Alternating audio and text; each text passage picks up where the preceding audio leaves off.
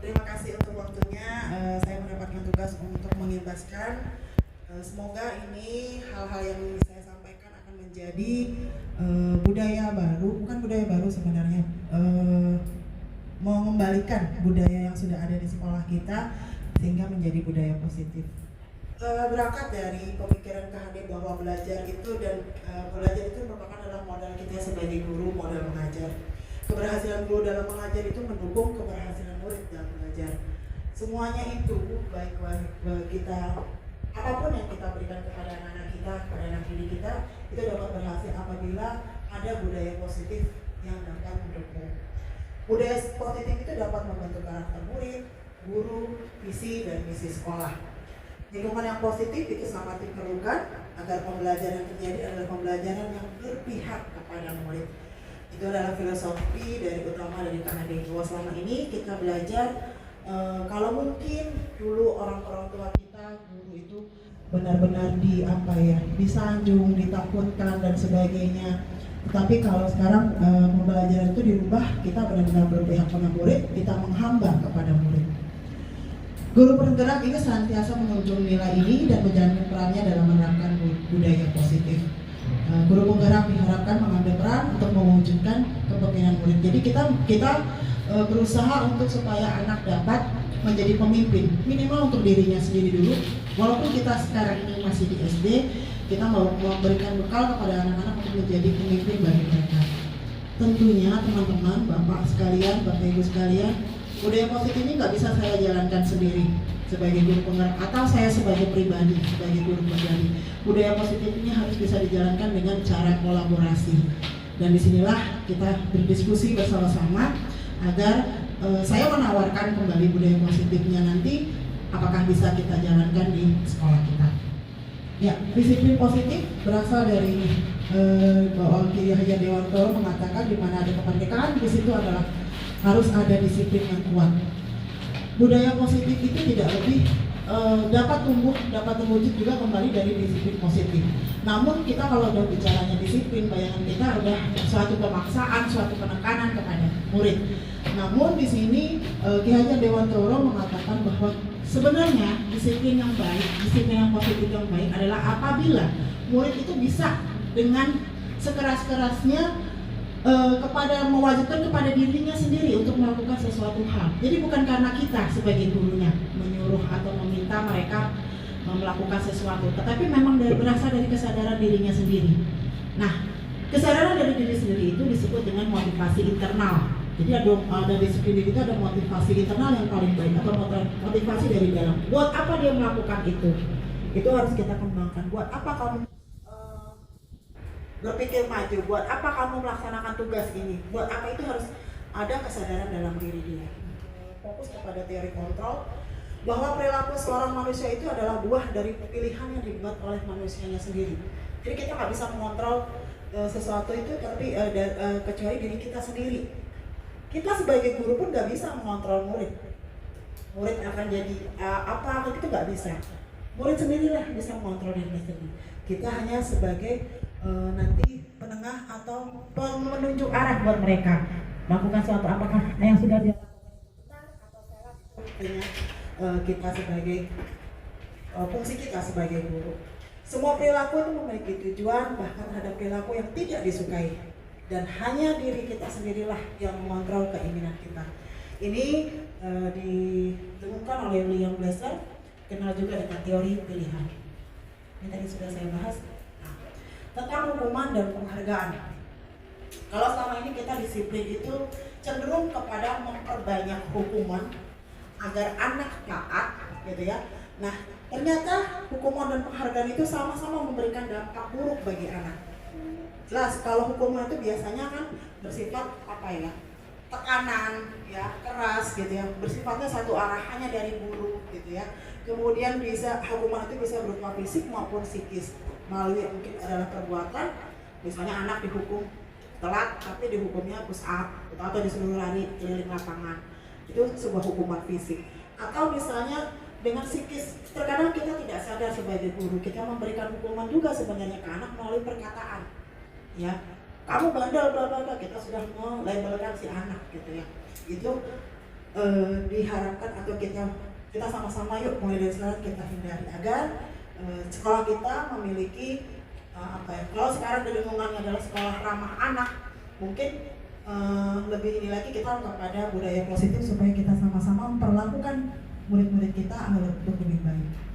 Satu hal lagi juga, ternyata penghargaan itu sama seperti hukuman. Dia bisa mendampak buruk. Kenapa? Karena dari penghargaan yang kita berikan, saat ini kita memberikan penghargaan, besok mungkin anak akan berlomba-lomba. Kita senang lihatnya, wah anak-anak pada senang hari ini kita kasih hadiah. Besok dia berlomba-lomba lagi melakukan itu.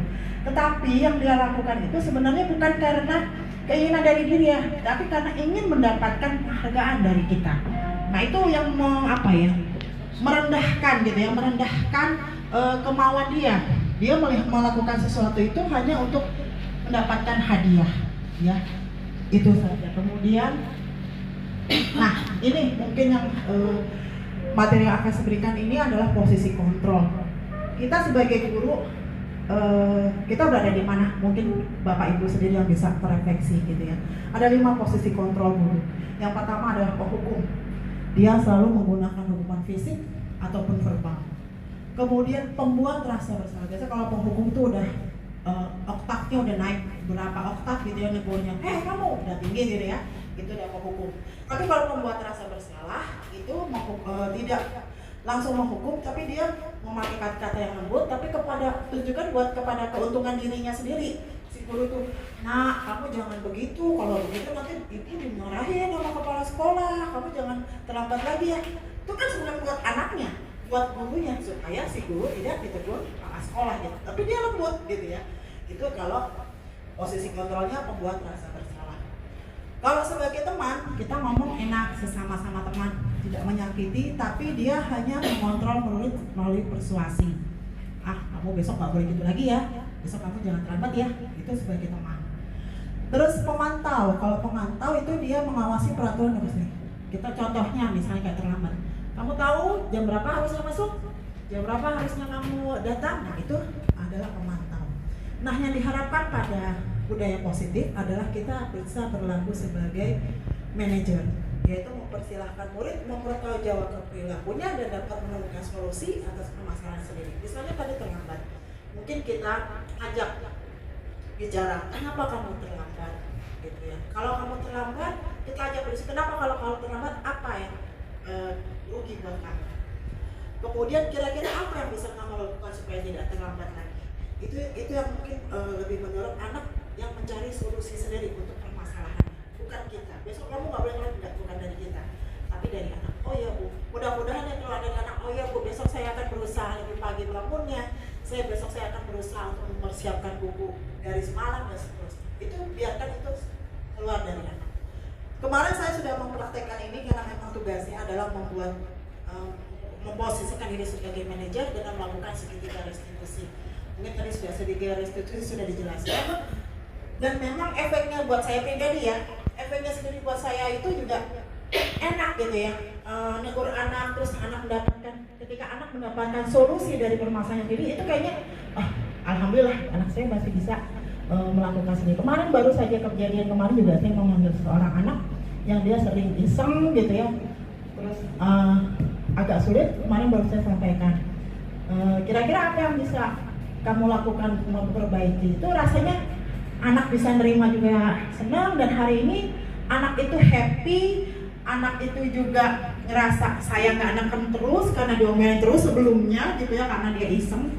Bahkan suka ngumpetin teman Pak, ngumpetin sepatunya, pernah ngumpetin tas temennya gitu ya. Pernah saya tegur dengan agak keras, tapi kemarin saya coba panggil, kira-kira apa yang bisa kamu lakukan supaya ibu sayang sama kamu. Kira-kira, oh ya Bu, besok saya ini. Dan hari ini dia happy. Terus tadi hasil pramuka dia ide sendiri, Bu boleh nggak Bu, ini saya pasang Bu di kelas. Boleh, silahkan kamu pasang. Ya itu saya mencoba untuk mempraktikkan apa yang sudah terjadi. Nah di sini juga saya izin ada aksi nyata yang sudah saya lakukan berhubungan dengan ini. Makanya saya mau fokus kepada 5S. Maaf kalau ada yang tampil, saya tidak izin.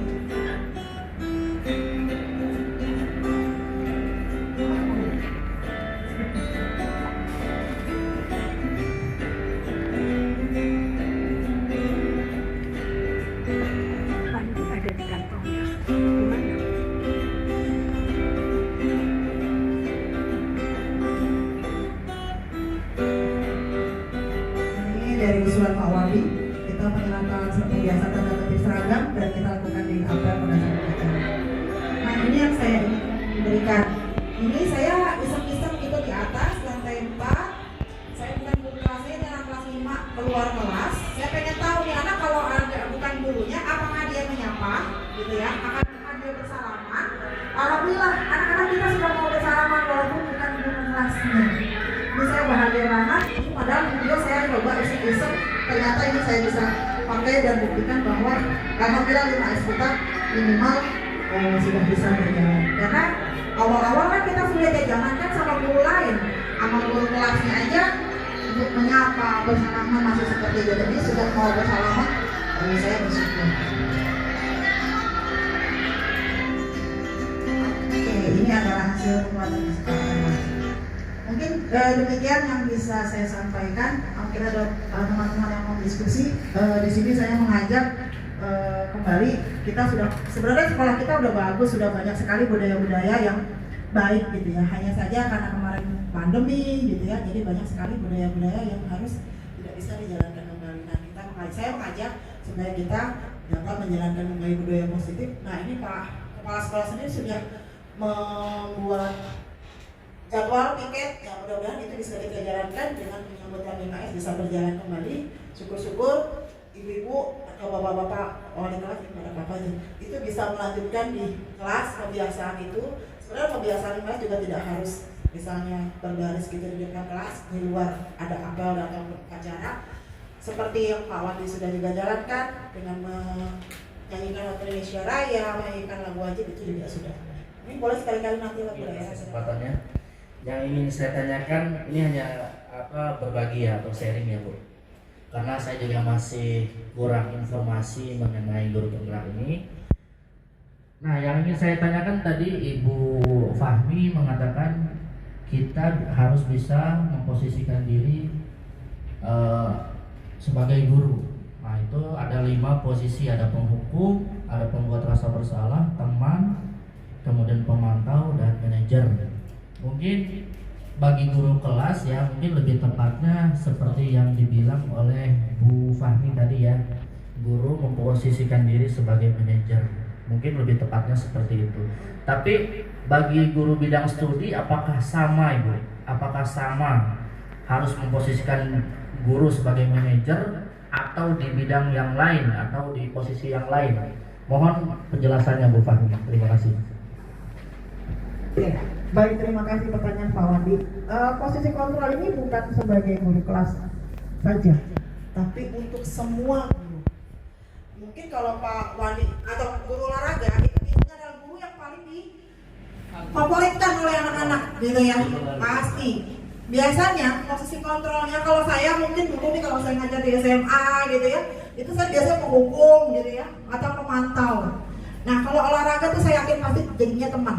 Posisi kontrolnya rata-rata ke teman, ya kan? Dia jarang untuk hukum. Tapi nggak tahu kalau Pak Widan mungkin sering hukum besar. Nah, untuk manajer Pak Wandi itu siapa saja, bukan guru kelas saja. Pak Wandi sebagai guru olahraga pun bisa berposisi sebagai manajer. Contoh, misalnya anak tidak berpakaian seragam, ya Pak Wandi jangan langsung marahin gitu. Kenapa kamu kok nggak pakai seragam? Kan udah tahu sekarang pelajaran PJOK itu udah lain, udah beda tuh ya, udah menghukum tuh ya, karena udah mainannya verbal gitu ya.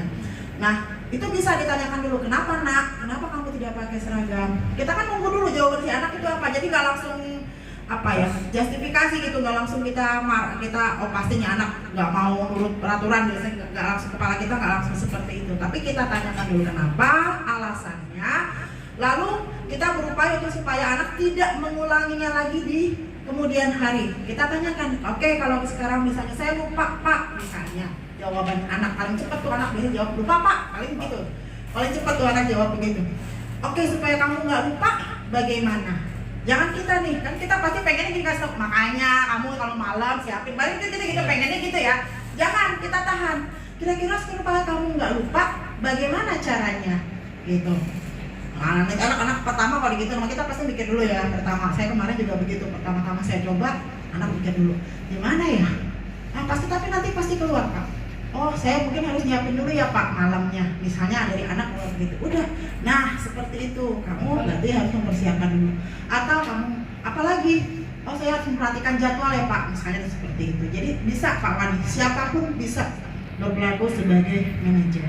Ini secara global ya. Global, betul. Guru penggerak Pak Wani tidak melihat lintas sekolah, tidak melihat lintas pelajaran juga enggak. Jadi kita, posisi saya sebagai misalnya guru SD itu kadang-kadang kita juga enaknya kalau lagi kayak gini sih, kemarin kita dibuat tugas kelompok sesuai dengan tingkatnya. Jadi guru SD sama guru SD gitu ya, guru SMA sama guru SMA. Tapi kita jadinya bisa melihat masing-masing gitu. Oh kalau SMA memperlakukan murid seperti ini, kalau SD begini. Banyak atas waktunya. Mudah-mudahan menjadi tambahan ilmu buat teman-teman dan bisa sama-sama kita mendukung program Pak Dan tentang piket.